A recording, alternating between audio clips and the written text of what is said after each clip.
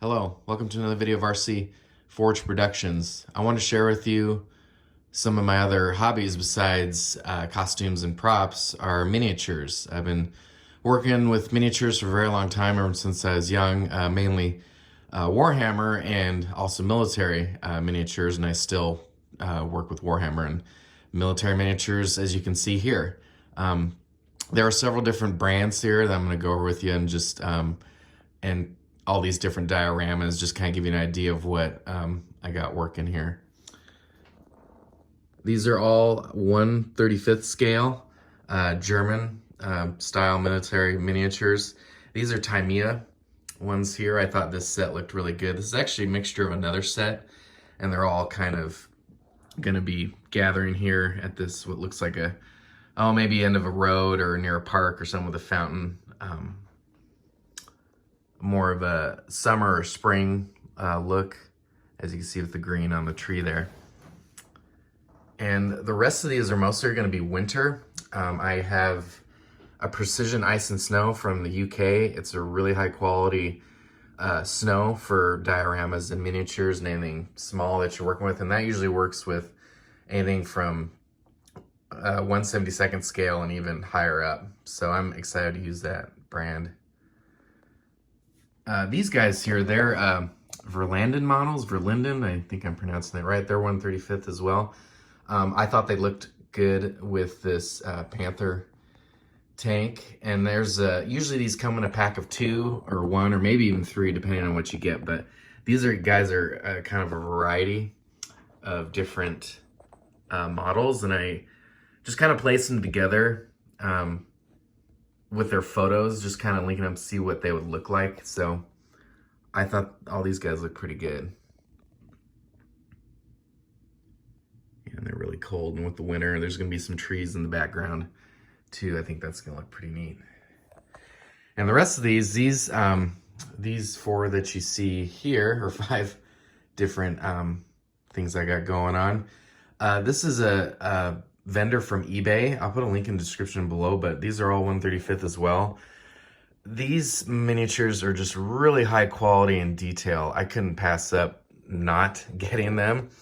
Depending on what you get, you can get them in bulk, or you can get, value-wise, you can get like a bigger set for a little bit cheaper price.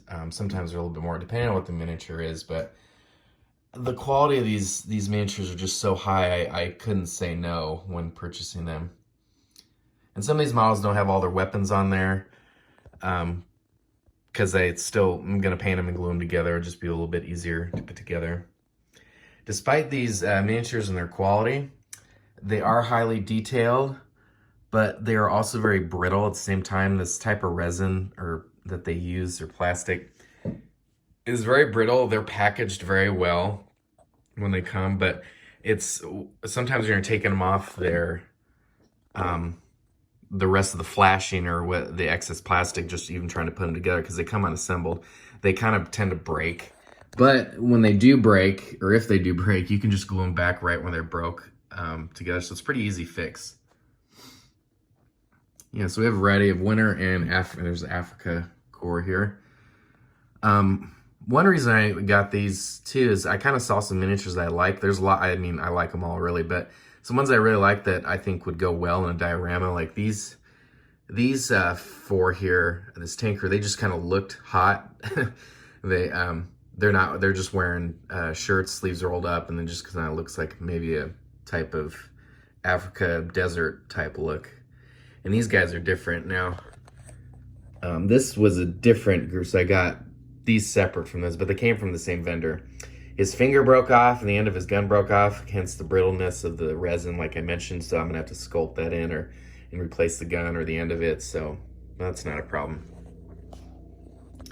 And get a look up here, another winter one here, and I think the German tanks and vehicles are the most interesting. Usually, you know, with military miniatures, that's usually what you can get. I mean, there's some American and Japanese ones, but they're not as common as the German ones, because the Germans had all the different styles of weaponry and tanks and machines. So I think they're the most interesting. Anyway, I thought I would share this with you. I got some work cut out ahead of me, but miniatures is something I'm passionate about, and I have done some professionally painted armies with more Warhammer stuff for other people and some other things like that.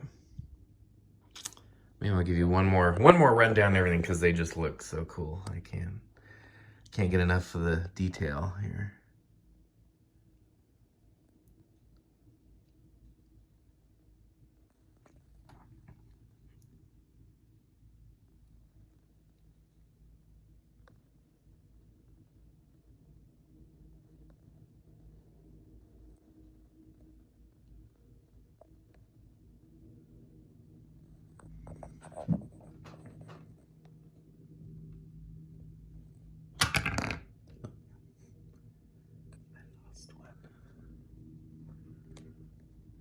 Man down.